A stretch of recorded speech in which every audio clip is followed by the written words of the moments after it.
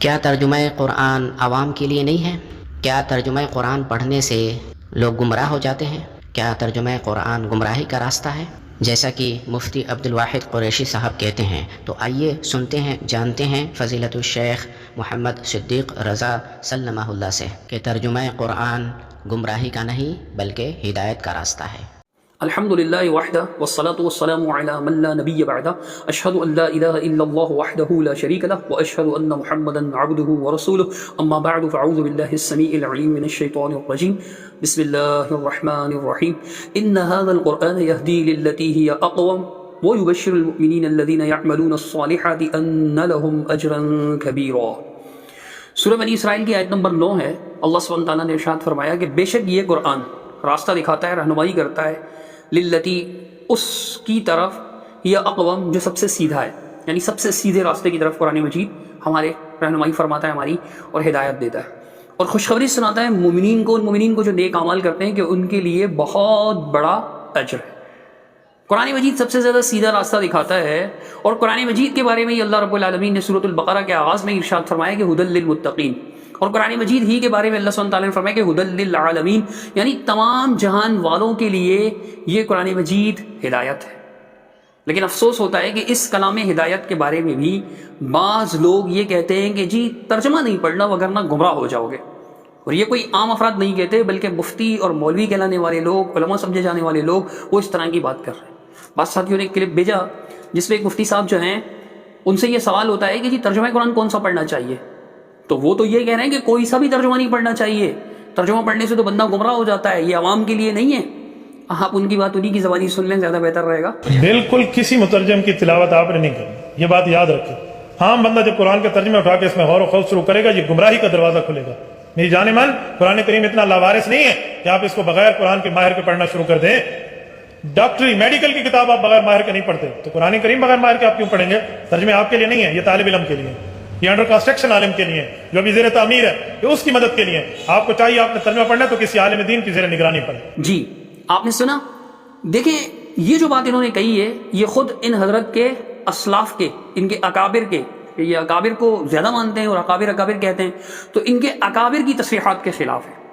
مثال کے طور پر آپ دیکھیں دارالعلوم دیوبند سے بھی پہلے شاہ عبد القادر اور شاہ رفیع الدین محدث دہلوی رحمہم اللہ، انہوں نے قرآن مجید کے ترجمے کیے، ایک نے لفظی ترجمے کا خیال رکھا، ایک نے بامحاورہ ترجمہ کیا اس زمانے کے اعتبار سے۔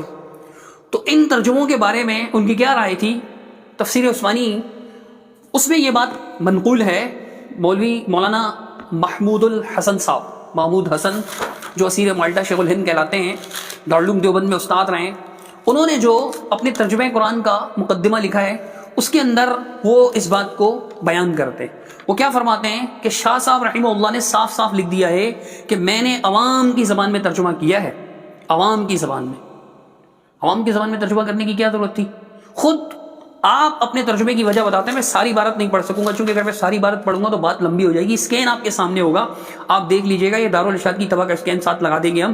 وہ یہ بات لکھتے ہیں، خلاصہ میں بیان کر رہا ہوں کہ مجھ سے درخواست کی کہ قرآن شریف کا ترجمہ سلیس مطلب خیز اردو زبان میں مناسب حال اہل زمانہ کیا جائے جس سے دیکھنے والوں کو فائدہ پہنچے۔ لوگوں نے ان سے درخواست کی، پھر انہوں نے بات لمبی کی کہ جی تھانوی صاحب کا بھی ترجمہ آ چکا ہے، عاشق لائق مرٹھی صاحب کا بھی ترجمہ آ چکا ہے، میں نے دیکھا ہے وہ اچھے ترجمے ہیں۔ یہ بات کرتے گئے، لیکن پھر ضرورت محسوس ہوئی تو انہوں نے بالآخر شاہ صاحب کی ترجمے میں تھوڑی بہت اصلاح کر کے عام فام بنا کر اسے شائع کر دیا۔ اب اسی ترجمے کے بارے میں حضرت کیا ارشاد فرماتے ہیں کہ ترجمہ کے مقدمے میں ہی حضرت نے یہ لکھا ہے، میں زیادہ لمبی عبارت نہیں پڑھوں گا، خلاصہ بتا دیتا ہوں حضرت کیا کہتے ہیں، کیونکہ میں چاہ رہا ہوں کہ ویڈیو مختصر سی ہو، پیغام لوگوں تک پہنچا، اسکین ہوگا، آپ روک کر پڑھ لیں۔ تو کہنے کا مقصد یہ کہتے ہیں کہ بھائی اللہ تعالیٰ کس بات سے خوش ہوتا ہے، کس بات سے ناراض ہوتا ہے، یہ ہم خود سے نہیں جان سکتے۔ اس کے بتانے کا سب سے بہترین طریقہ کیا ہے کہ قرآن شریف، کہتے ہیں ان باتوں کو قرآن شریف میں خود بتلایا ہے، ویسا کوئی نہیں بتلا سکتا، اور جو اثر اور برکت اور ہدایت خدا تعالیٰ کے کلام پاک میں ہے وہ کسی کے کلام میں نہیں ہے۔ پھر مزید فرماتے ہیں اس لیے عام و خاص جملہ اہل اسلام کو لازم ہے، عام و خاص جملہ اہل اسلام کو لازم ہے کہ اپنے اپنے درجہ کے موافق کلام اللہ کے سمجھنے میں غفلت اور کوتاہی نہ کریں۔ مفتی صاحب کہہ رہے ہیں کہ عوام کے لیے نہیں ہے ترجمہ، اور وہ کہہ رہے ہیں کہ عام اور خاص کو غور کرنا ہے۔ عوام کو تو نہیں آتی نا عربی گرامر، عوام کو تو نہیں نہ آتی عربی عبارات پڑھنا، ان کی ترکیبات وغیرہ عوام کو تو نہیں آتی، لیکن وہ کہہ رہے ہیں کہ عوام و خاص کو غور کرنا ہے۔ پھر مزید کیا فرماتے ہیں کہ قرآن شریف کے اوپر کے درجے کے مطالب اور خوبیاں تو عالموں کو سمجھنے کی بات ہے، مگر وہ لوگ کہ عربی سے ناواقف ہیں ان کو بھی کم از کم اتنا ضرور جاننا چاہیے کہ علماء دین نے جو سلیس ترجمے ان کی زبان میں عوام کی واقفیت اور ہدایت کے لیے کر دیے ہیں، ان کے ذریعے سے اپنے معبود حقیقی کے کلام کے سمجھنے میں ہرگز قائلی نہ کریں اور اس نعمت لازوال سے بالکل محروم نہ رہیں۔ مفتی صاحب کیا آپ لوگوں کو اس نعمت لازوال سے محروم کرنا چاہتے ہیں؟ وہ عوام کو کہہ رہے ہیں کہ علماء دین نے جو سلیس یعنی آسان ترجمے کیے ہیں، عوام کی زبان میں کیے ہیں، ان کے ذریعے سے اس میں کاہلی نہ کریں اور ان کے سبب سے جو اس نعمت لازوال سے بالکل بھی محروم نہ رہیں، کہ بہت بڑی بدبختی اور کم قسمتی ہے،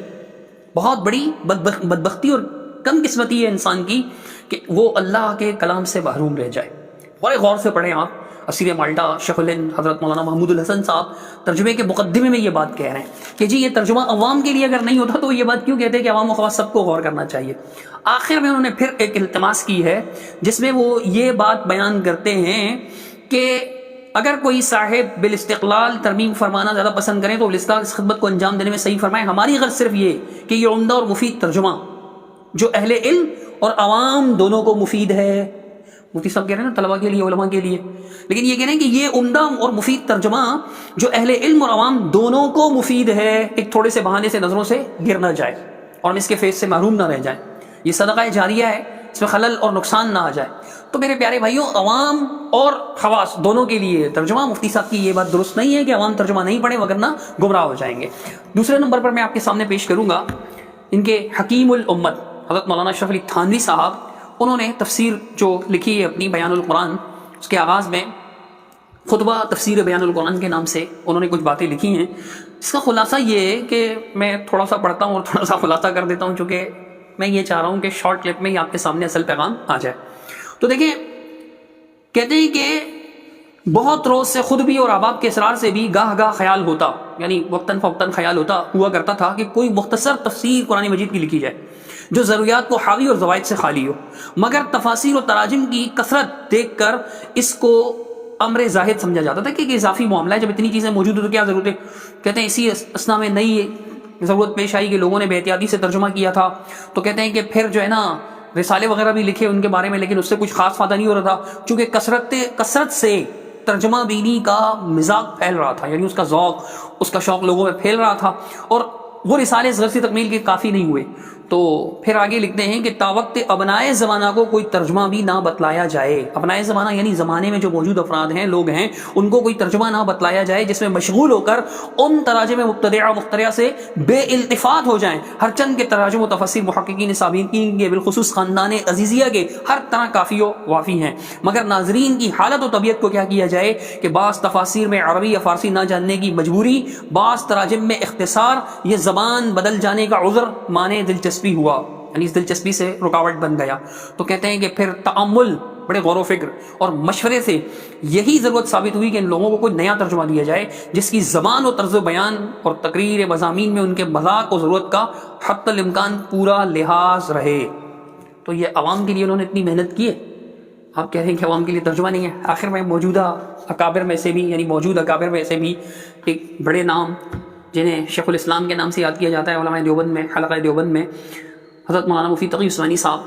انہوں نے جو قرآن مجید کا آسان ترجمہ قرآن کے نام سے ایک ترجمہ لکھا ہے، اس کے آغاز میں وہ کیا فرماتے ہیں وہ بھی ملاحظہ فرما لیجئے۔ کہنے کا مقصد ان کا بھی، حضرت کا بھی یہی ہے کہ لوگوں نے مجھ سے یہ کہا تھا کہ جی ایک ترجمہ جو ہے نیا قرآن مجید کا ہونا چاہیے، تو میں نے ان سے یہی کہا کہ جی اس کی ضرورت نہیں ہے، اتنے سارے تراجم موجود ہیں، مجھے لگتا نہیں تھا۔